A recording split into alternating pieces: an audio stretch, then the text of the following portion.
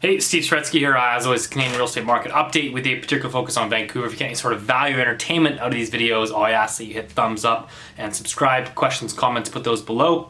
For all those investors that reached out to me regarding Calgary, I apologize in the delay in getting back to you. Obviously, just couldn't make the numbers work on that last project, but I am going to Calgary this weekend to look at a few more. So if any of those opportunities end up coming to fruition and making sense from a numbers perspective, I'll obviously reach out to you. But I wanted to focus this week's video on basically sort of a, processing and mapping of information as it pertains to sort of the economic cycle and sort of my views on the market. So I think there's definitely some confusion in terms of, well, this guy tries to predict and he's, he thinks he knows when the recession's coming, or thinks he knows when real estate's going to bottom. Certainly I don't think anyone can do that, and that's not what we try to do here. Basically what we try to do is sort of measure and map exactly what's happening right now. And obviously there's larger structural things that we can look at and ask and beg ourselves the question of how does that play out? Does it play out today? Does it play out in 6 months? Does it play out in 6 years? Does it never play out? But I think just asking those questions and having that dialogue to sort of help formulate a decision-making process. But I found this chart very interesting from Variant Perception, and they're one of the leading macro research firms really in the world. What they posted was basically, as you can see here in this chart, is it's essentially like, for the most part, if you trend follow, you'll get it right like 90% of the time. But it's when it deviates, it makes that pivotal shift and deviates away from the trend. That's when like large, I would argue large sums of money can be made, and it's when most investors will miss, right? So it's like big bank economists, right? I mean, they basically what they'll do is they'll just extrapolate recent performance into the future. So like, you never see a recession. You always just sort of see prolonged growth. So whatever's happening today is going to happen tomorrow. So similar thing to the Canadian housing market. CMHC and I know some of these big bank economists, towards the beginning part of this year, at the end of last year and beginning part of this year, were extrapolating. They finally began to extrapolate lower prices into the housing market. Now all of a sudden they've pivoted and said now they're extrapolating price growth for the next few years. But again, it's all you'll do is you're basically just extrapolating the recent data. And of course, nobody knows what's going to happen, but I think certainly we can apply some more constructive thinking process behind it. So I think that what we're in right now is basically in this reflation trade, right? Central banks have eased. Everybody's still feeling good, low rates. The Fed's surely just adjusting to this mid-cycle adjustment, and we're starting to see that reflected in markets, not only in housing. You can take Canadian real estate, where the National Home Price Index has begun to accelerate upwards again, as we can see here. Or you can take it into the all-time highs that we're reaching in the stock market today. So this is basically this global world that we're looking at. So we're extrapolating recent performance. I'm hearing it even from agents today saying, well, the bottom was in, now prices are going to start to go up again. This is what's going to happen. But I would caution the extrapolation. I think that there's no question, there's no doubt that if we measure and map where we are today, there is certainly this recovery that we're in right now. But there's no question that we have to ask ourselves, is that recovery sustainable? So, for example, we are still in 10 years in this longest economic expansion. We have corporate profit margins shrinking. And of course, we know that corporations have levered up to the hilts in this economic expansion. And so as those profit margins shrink, they're going to look to cut margins somewhere else, and that's most likely in job hiring. So that is obviously a headwind. You can argue on the micro level here in Vancouver, the headwinds are, well, we do have a record number of new condos and new housing completing in 2020 and probably 2021 and probably 2022.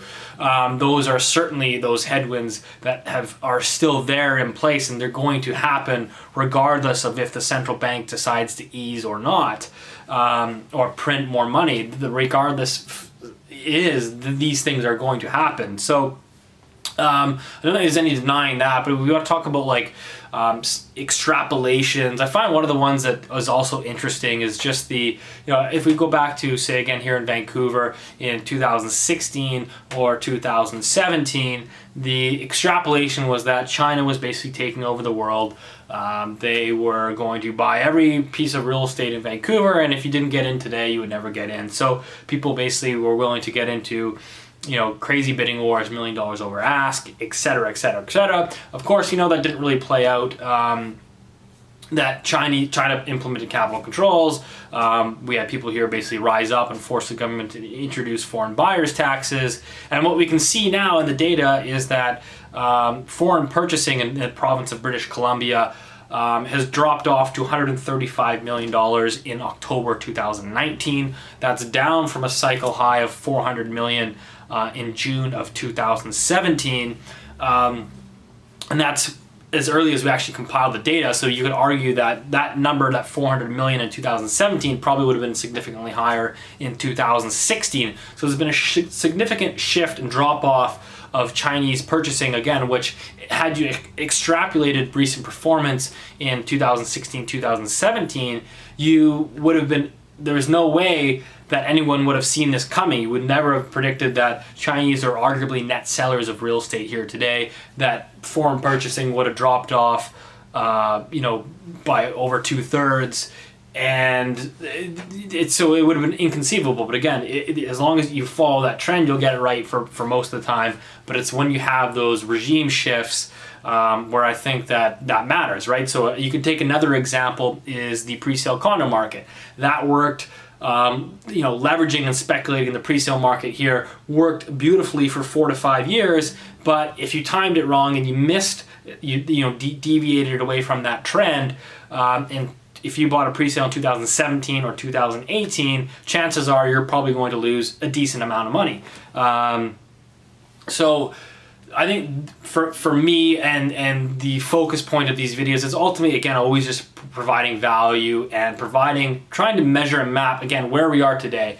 Can certainly not predict where we're going to be in 6 months, where asset prices are going to be in 12 months. I think that there's certainly a lot of interesting larger themes working in the background, which we all know about here, in Canada and in the world. But I think if we measure and map where we are today, there is a reflation in assets. There is a reflation in Vancouver real estate, particularly for homes priced below $1 million. Certainly not for luxury real estate. And this reflation, again, if you extrapolate that, should continue into the short-term foreseeable future until it doesn't. Again, as we've talked about, there's still those dynamics that are still playing on in the background, that central banks and politicians, I do not believe, have cured and found a way to alleviate business cycles and cycles in general. So, but again, that's where we are today. What we can see is new listings have dropped off significantly in Greater Vancouver. It's actually quite fascinating to see. And so that, combined with an increase in sales volumes on the back of confidence through an easing global monetary policy, has allowed these assets to reflate and has brought in a renewed confidence in the market, which again, right now we're seeing is people are now beginning to extrapolate this recent performance into the future, which I would certainly caution. But again, obviously we can't predict longer term out, but I think it's important to understand that while there are risks to the upside, there are certainly probabilities of risk to the downside still. So I'm cautious about people saying that the bottom is in and we're going to see these large price run-ups as we saw over the past 3 to 4 years in the housing market. I think that it's going to be fascinating and interesting to watch, and that's why I'm here every single week, basically just trying to have that dialogue, hear your thoughts, and you know, see where this thing goes. Because again, ultimately, I'm not going to pretend like I know where it's going. But if I measure and map where it is today, no doubt you can see the pickup in activity. And yeah, so hope that helped. Otherwise, see you next week.